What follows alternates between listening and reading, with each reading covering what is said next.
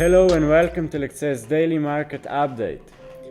The Ministry of Economy, Trade and Industry of Japan will release the industrial production, which measures the value of product of the factories and mines. It is a major indicator of strength of manufacturing sector in Japan.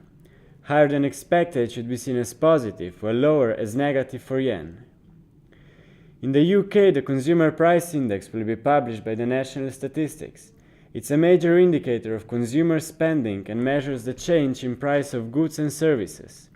Higher than expected should be seen as positive, while lower as negative for Great Britain pound. Also in Eurozone, the Consumer Price Index will be released. Higher than expected should be seen as positive, while lower as negative for Euro. In USA, the trade balance that measures the difference in balance between imported and exported goods will be released by Bureau of Economic Analysis and the US Census Bureau. Positive report shows that more goods were exported, and it means that the trade surplus. Higher than expected should be seen as positive, while lower as negative for US dollar. Also, the report for US crude oil inventories will be released. It measures weekly change in the number of barrels of commercial crude oil held by US firms. The level of inventories influences the price of petroleum products, which can have an impact on inflation.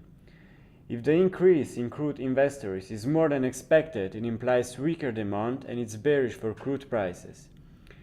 If the increase in crude oil is less than expected, it implies greater demand and it's bullish for crude prices. Canadian Core Consumer Index is going to be released by Bank of Canada. It measures the price changes of goods and services, except food and energy, because those represent high volatile products. Indirectly, it's a major indicator for inflation in Canada. Higher than expected should be seen as positive, while lower as negative for Canadian dollar. That would be all for today. Enjoy guys and have a nice day. Let charts work for you. Bye bye.